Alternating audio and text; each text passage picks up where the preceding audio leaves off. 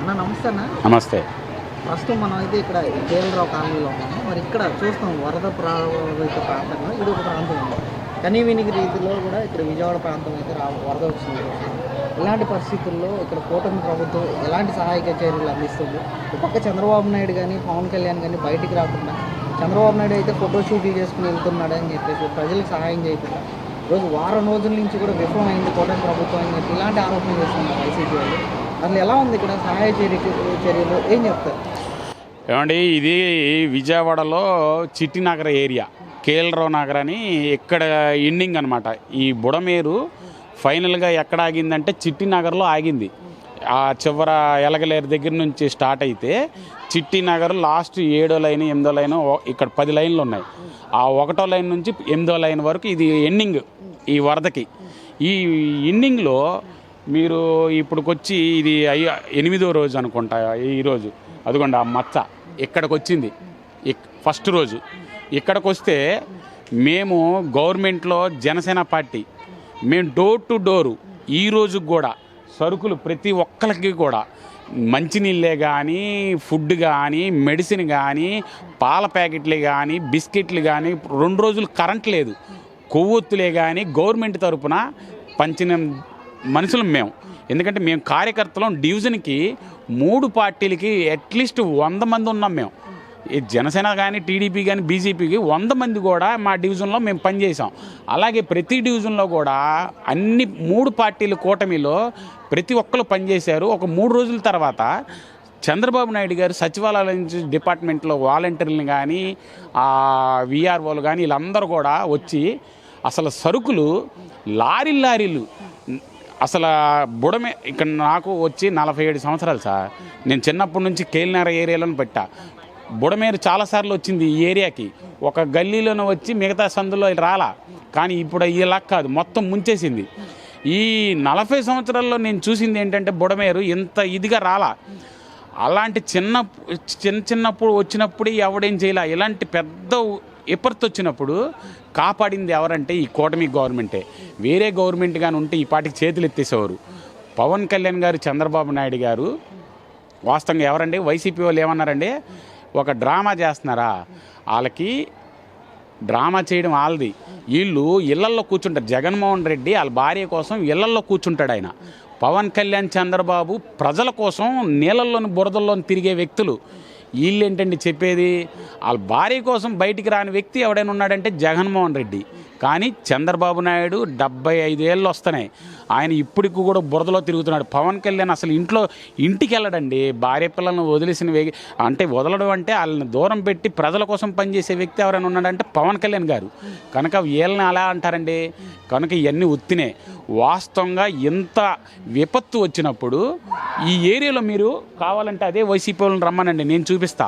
ఒక్కరికైనా వైరస్ వచ్చిందేమో, ఒక్క విష జ్వరాలు వచ్చిందేమో చూడండి. ఎందుకు రాలా? వాళ్ళు వాష్రూమ్కి వెళ్ళటానికి కూడా మినరల్ వాటర్ ఇచ్చిన ఘనత ఈ కూటమిదండి. దానికి నిదర్శనం నేనే. మీకు కావాలంటే చూపిస్తా. ఈ ఏరియాలన్నీ ఎవరిని అడుగుతారో అడగండి, మీడియా పెట్టుకొని.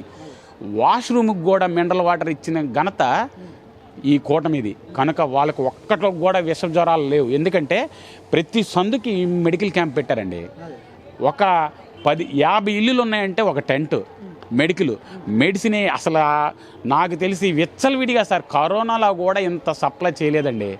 అసలు వీళ్ళు వద్దు, మాకు వద్దు, భోజనం ఎక్కువైపోతుందన్న స్థాయికి ఇక్కడ వరద బాధితులు ఉన్నారంటే ఏ రకంగా మీకు ఇక్కడ గవర్నమెంట్ పనిచేస్తుంది. కనుక వాళ్ళ మాటలు నమ్మకండి. ఈ లోకల్ వీళ్ళేదో మసిపూసి మారేడికాయ చేయడానికి ప్రయత్నిస్తున్నారు. ఆ జగన్కి బుర్రలో బురద ఉందండి, మైండ్ లేదు ఆయనకి. బురద వల్ల ఆయనకి ఏం పని చేయట్లా బుర్ర. కనుక ఆయన ఏం మాట్లాడుతున్నాడో తెలియదు. రమ్మనండి జగన్ని. ఇంట్లో వాళ్ళ భార్య కోసం ఇంట్లో తాడేపల్లి ఇంట్లో దాక్కోవడం కాదు, వచ్చి అన్నీ తిరగమనండి. ఎక్కడో రాజరాజేశ్వరపేటలో చంద్రశేఖర్ వచ్చి 2 కాళ్ళు ఇలా తడిపేసి వెళ్ళిపోయాడు ఆయన. ఇదే రాజరాజేశ్వరపేటకు వచ్చాడు మొన్న 3 రోజుల క్రితం. ఆ చివరి మెట్ల కింద దిగి వెళ్ళిపోయాడు. దీన్ని 4 ఫోటోలు వేసి మళ్ళీ వెళ్ళిపోయాడు. ఇది కాదు, ఇలా వచ్చి బురదలో తిరిగి మేము పంచుతున్నామండి. అగో ట్రాక్టర్ ఉందండి, ట్రాక్టర్ నిండా వాలంటీర్ల సందుల్లో తిరిగి డోర్ టు డోర్ ఇస్తున్నారు. ఇవన్నీ కళ్ళు పోయినాయండి ఆడికి.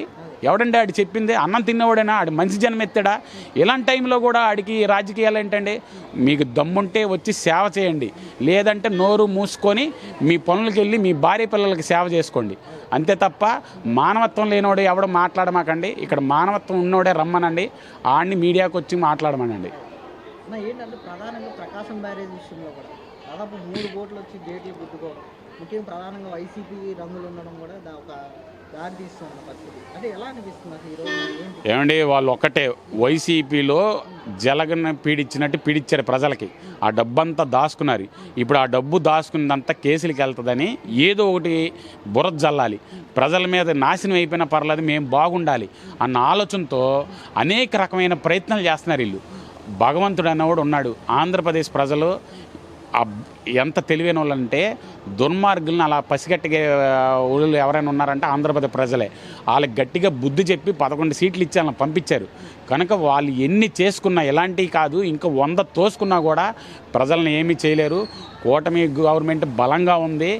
ఏదైనా అవసరమైతే అప్పు చేసైనా తీసుకొచ్చి చేసే పవన్ కళ్యాణ్ గారు 6 కోట్లు ఇచ్చారండి. ఈ నొమ్మనండి, ఒక్కడిచ్చాడండి వైసీపీ వాడు ఎవడైనా? ఏమండి, ఒక్కడిచ్చాడా? వైసీపీ వాడు ₹1 ఇవ్వాలా? మాటలు చెప్తున్నారు. మీరు దోచుకున్న డబ్బు ఇప్పుడు ఇవ్వచ్చు కదా, ఇప్పుడు ఈ ప్రజలకు ఇవ్వచ్చు కదా, ఈ గవర్నమెంట్కి సాయం చేయమని ఇవ్వచ్చు కదా, ఎందుకు ఇవ్వట్లా? కనుక వాళ్ళు బోటకం అంతా ఇక్కడికి వచ్చి చూస్తే తెలుస్తుంది. అవన్నీ నమ్మొద్దని ఈ మీడియా ద్వారా చెప్తున్నా. అన్న, దాదాపు వరద వచ్చిన దగ్గర నుంచి కూడా ఎమ్మెల్యేలు కానీ మంత్రులు కానీ ఇక్కడ ఈ పట్టణానికి కానీ ఈ విజయవాడ ప్రాంతంలో కానీ ఇక్కడ మొత్తం రాష్ట్రంలో వాళ్ళ పనితీరు ఎలా ఉందనుకోవచ్చు అంటారు? గత ప్రభుత్వంలో వరద వచ్చిన పరిస్థితుల్లో వాళ్ళు చేసిన పనితీరు ఎలా ఉందనుకోవచ్చు అంటారు? ఏం చెప్తారు? అసలు గత ప్రభుత్వానికి ఈ ప్రభుత్వానికి పోల్చుకుంటే నక్కకి కుక్కకి తేడా అంత ఉందండి. ఎందుకంటే ఇప్పుడు వచ్చి 1 వారం రోజులైందండి వరద. ఈ 1 వారం రోజుల్లో మీకు బుడమేరు వంతును అటేపు నిర్మల, ఆయన పేరేంటండి, రామయ్య గారు, అటు రామానాయుడు గారు, అతనేమో అక్కడ గండు కట్టి అడ్డకట్టలు వేసేశారు.